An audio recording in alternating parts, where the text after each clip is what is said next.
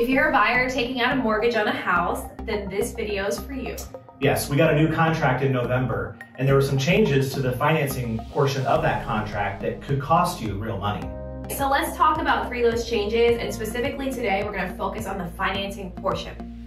So the first one is the new contract more clearly defines what they mean by loan approval. You're going to hear that term a couple of times. So basically, loan approval means that your lender has collected all your paperwork, bank statements, anything like that they need, verification of employment, and they've given you the green light to buy the house.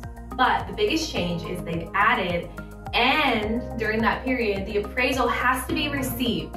So how does that affect you? The appraisal is a real buyer expense, and it's going to come sooner than later. That's right. And so now the second big change in the contract is about communication. And really, if you don't communicate with your lender or your agent doesn't communicate with the other agent, the lender doesn't communicate with the other agent, that could cost you real money. At the end of the contract, at that loan approval period, the seller could end up backing out. Okay, the last thing seems like common sense, but they put it in there for a reason.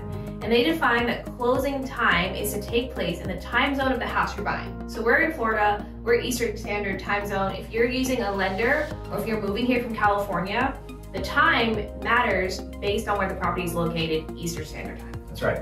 All right, so what's the moral of this story? Well, there's a couple lessons for us, but the first one is the lender you use really matters. You've heard us say it before that we love Lisa Buyer, we love to work with her, and that's really because she hits her deadlines. And if you work with a lender that doesn't, that could cost you money. Absolutely. You need an informed agent. You need an agent who's read the contract, understands the contract, has gone to trainings, and really knows what's happening so that they can protect you and your purchase and your money.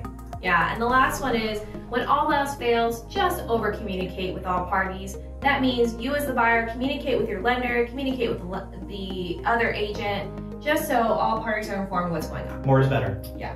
So we're Ryan and Chelsea, and we specialize in helping people buy a house in Central Florida. Give us a call.